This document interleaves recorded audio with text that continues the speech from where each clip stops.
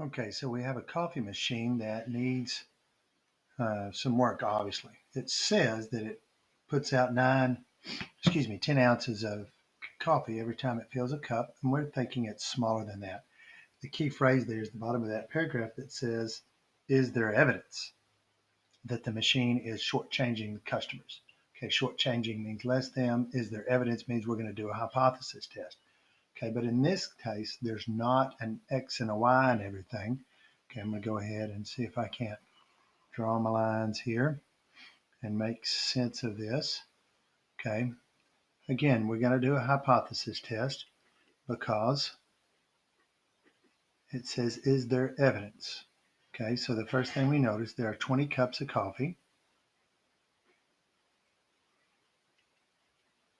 Notice there's no X, there's no proportion on this. This is means. So we need to know the means. Well, the population mean, the mu, is 10 ounces. And so I've gone and put all the numbers into L1 here. Ignore those, but here are the numbers in L1. There's all 20 of them. Okay, and so what I'm going to do is go stat, calc, one var stats, and I want L1 there. There's an L4, so if I want list one, I go second, one, and that gives me list one. And then I calculate. Okay, here's the important numbers. That number's not right. Hang on just a second. Okay, here's my problem. If you'll notice, that says 97. 10. Let me check all the others, make sure there's a decimal on there. So I've simply highlighted where I made the mistake, typed in 9.7, press enter, and it changes it. For those of you that have worked this problem with me, we know that's not the right number. Okay, let's try this again. Stat, calc, one var stats, L1, calculate. There we go, 9.845. We know that's the right number. So it says the mean is X bar is 9.845 ounces. Let me slide that over for just a minute. And it says that the standard deviation is 0.1986 ounces. Okay, and we're using SX, not the population, but from a sample, and N is 20, which we've already got.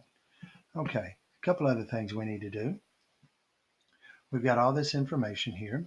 We've got our mean and standard deviation. We have our mu, our population. We have our N.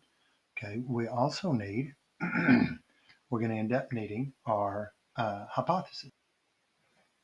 Okay, before I put our hypothesis, I'm going to go ahead and talk about alpha is 0.05. Remember, we do 0.05 unless there's something different.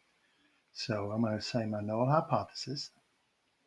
They say that mu is 10 ounces. So we say mu is 10 ounces. That's our null hypothesis. Well, the alternative is, if you remember, it said shortchanging. And so we're going to say mu is less than 10 ounces.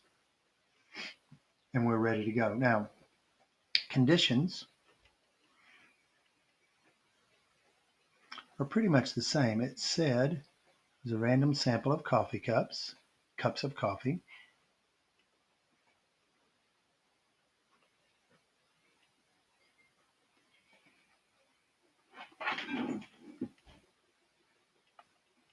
I don't know what that was. Something's crawling up behind me, I guess. The second thing here is our 10% condition, and we know that 20 is less than 10% of all cups of coffee.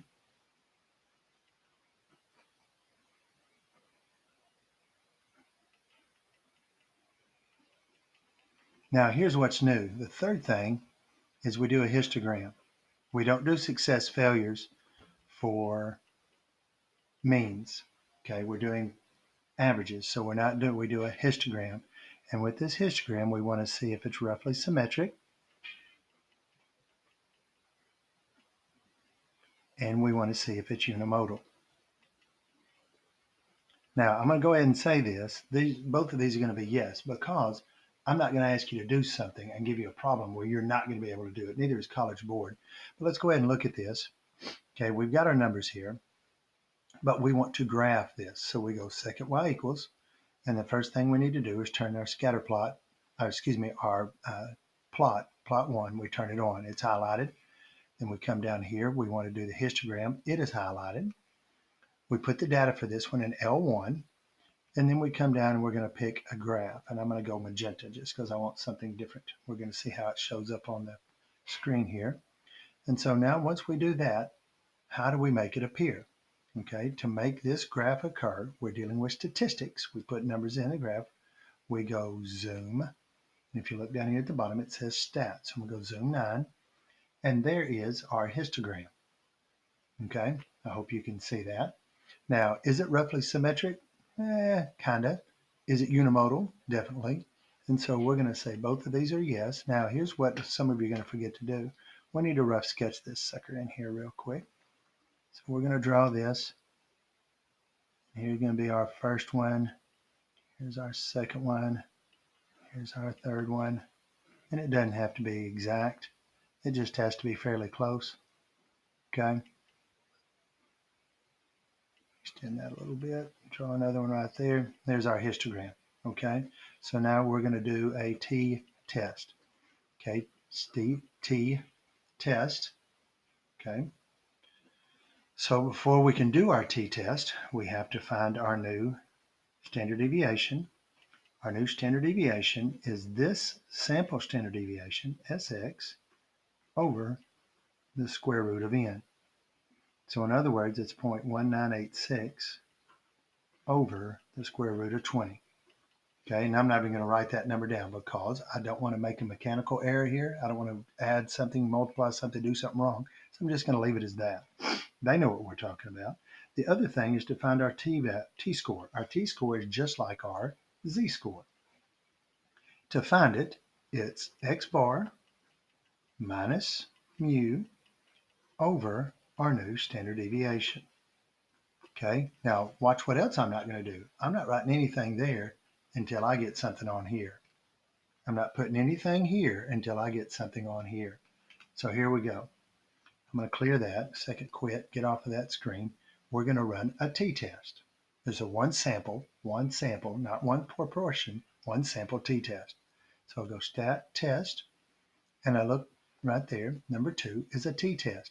Nowhere through here is there a one sample or one proportion t-test. It's t-test. It's right there, number 2. So here we go. Am I going to go with the data? Yeah, I'm going to go with the data that I put in there. We said that was 10. I'm going to go second one with that because I want. Now, here's where on this part, sorry, you can't see it that well. Whatever's on my null hypothesis is which of these I'm picking. This is less than. We're saying that mu is less than. It's less than our null hypothesis. So we're doing this one. I'm not going to worry about the color of anything on my graph there. You can, and I calculate. Now, here we go. So if mu is less than 10, then my z-score, my t-score is a negative 3.49. So this is a negative 3.49. Do you see how I just avoided screwing up? I didn't put any numbers in here. I don't do any calculations. I got the number from the calculator. Me writing the formula, I've defined it, I've defined it, I've defined it, I'm good. All right, so now, so the probability, and this is where most of you screw up. You don't write the probability part of this. Okay, I'm going to put, I forgot degrees of freedom. That's what I forgot, degrees of freedom. We have to list the degrees of freedom, and that's for defining these problems. And this is n minus 1, so that's 20 minus 1, so this is 19. I'm supposed to have written 19 right there. I'm going to put a 19 right here. The probability that our t-score with a degrees of freedom of 19 is less than a negative 3.49 is equal to my p-value. My p-value is 0.00122. 0.00122. 0.00122. Compared to alpha, that's low. This is low. How low can you go? I feel like a Kroger commercial for a moment. Notice I put the numbers in and ran the t-test, and it found all the numbers for me. It found every single number that I've got up here. It already found it for me. So really, if you just pay no attention to me whatsoever, which like most of you don't, then it turns out that way. It just works that way. You can run the test and it gives you almost all your answers. You can almost get at least a 2, if not a a 1 out of 4 on this problem. Okay, so let's conclude. Here's my conclusion. With a p-value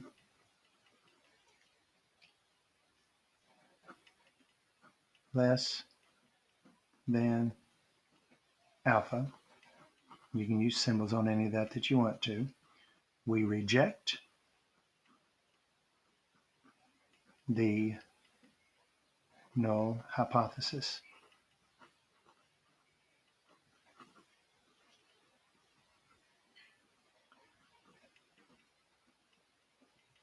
There is evidence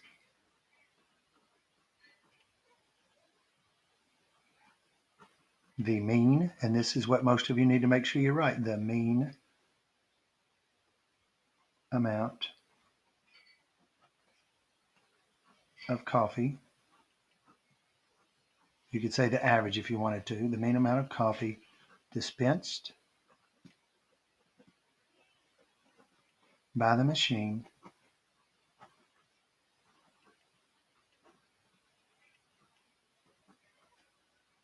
is less than 10 ounces. Okay, and we're done. Now to do a confidence interval, it's the same concept. Go back to stat, go back to test. We do the same things. The only difference is we got to find a t star, which we've used the table, which I've talked about. T star for 19 is 2.926, I'm wanting to say. I don't remember exactly, but I'm going to have to look that one up. I can correct it if need be. But you can run the confidence, the t interval, number 8. I got all the numbers in there, 95% confidence interval. And it tells us that the confidence interval of x bar plus or minus t star times the standard error, which we've already found, okay, is going to be from 9.75 to 9.93 or 9.94. So we're 95% confident that the true mean amount of coffee dispensed by the machine falls between 9.75 ounces and 9.94 ounces. Okay, it's long enough. It's nearly 13 minutes. It's almost too long, I think. Hope you have a good rest of the day.